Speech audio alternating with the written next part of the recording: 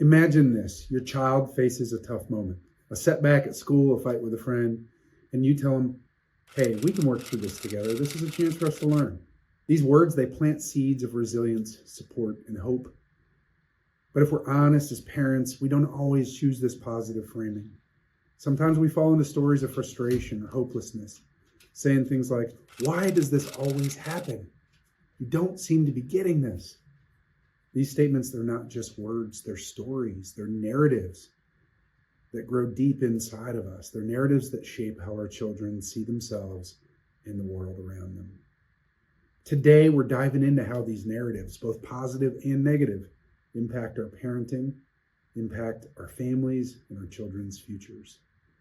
Hey, I'm Dr. Andrew Smith. I'm a clinical psychologist. I'm a professor. I'm a Tillman Scholar. I'm also the founder of REWIRE Wellness. As a parent and therapist, I'm passionate about these personal narratives, how they influence the ways that we parent and the health of our families and our children.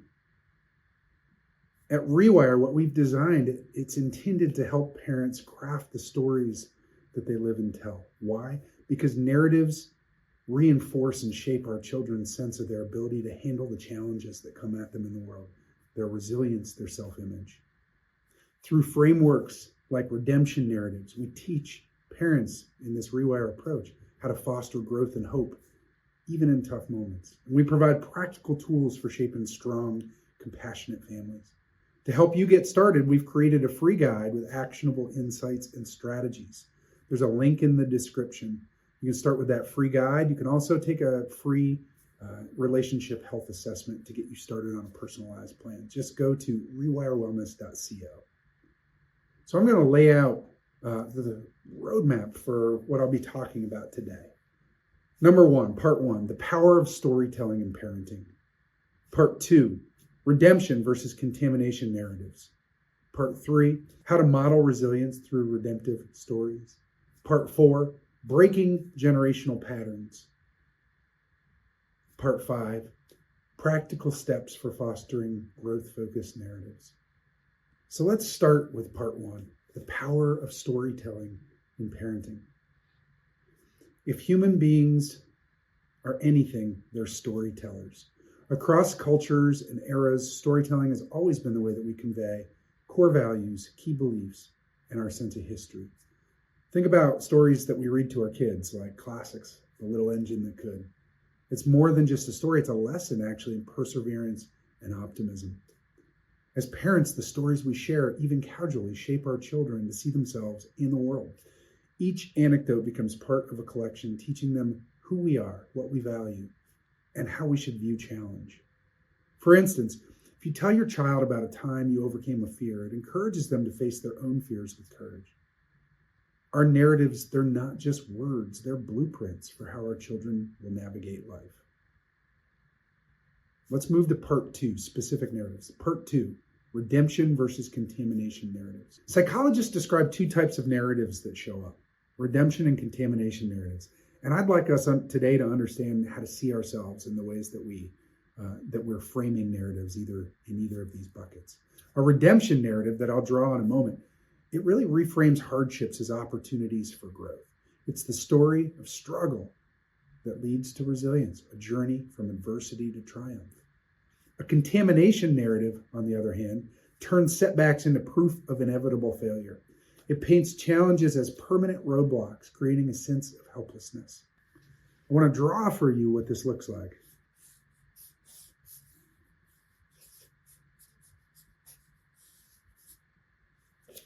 Here we have a redemption narrative where something good turns challenging and then turns into a learning experience or something good again.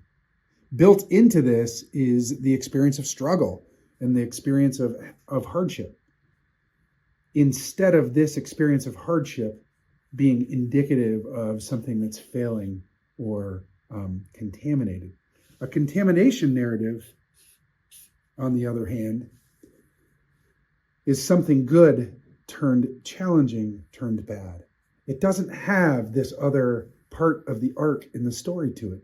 It views these challenging experiences as evidence that things are going the wrong way. Think about how this plays out in parenting. Redemption sounds like, this is hard, but we can learn and grow from this.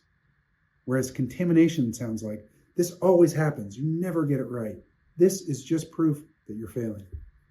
These aren't just statements. They shape how children interpret the world.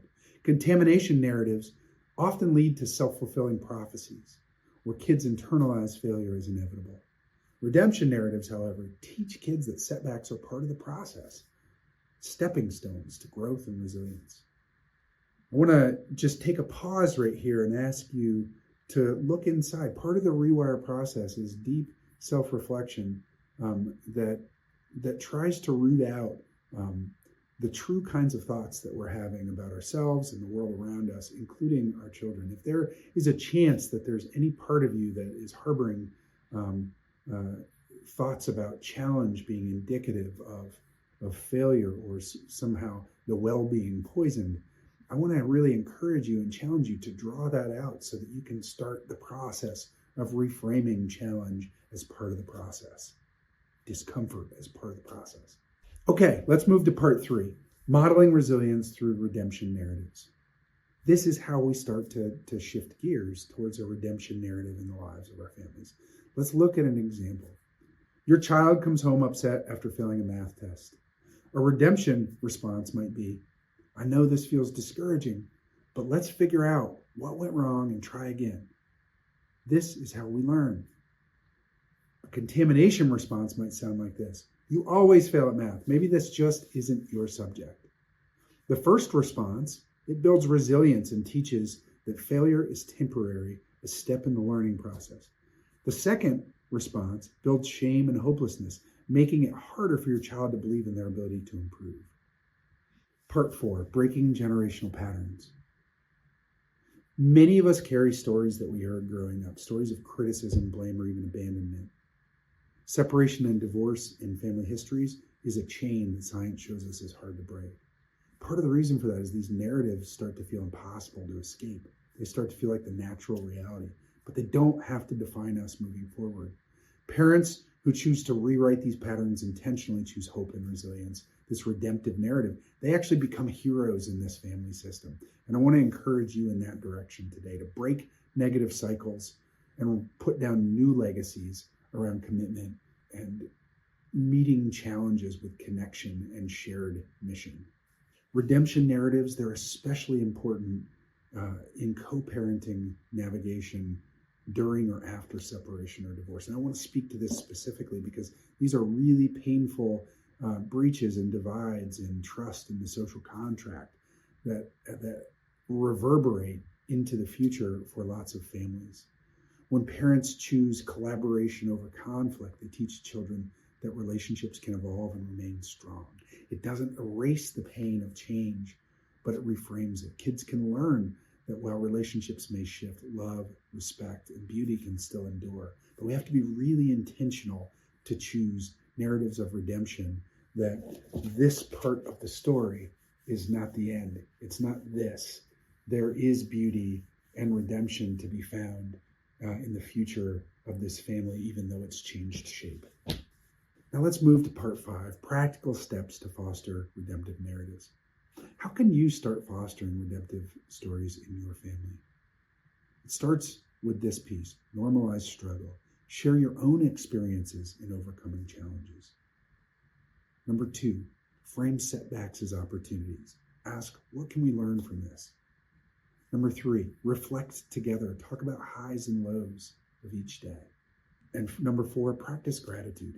Encourage your child to find something positive, even in hard moments, by you finding something positive, even in hard moments. Well, if you got anything out of that, there's 3 more videos in this series on parenting.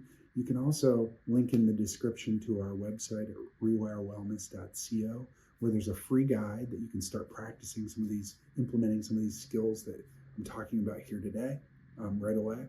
There's also a free relationship health assessment that's part of what we are trying to do through this community. Here's to healthier families and parenting and relationships between parents and kids that are connected for the long term.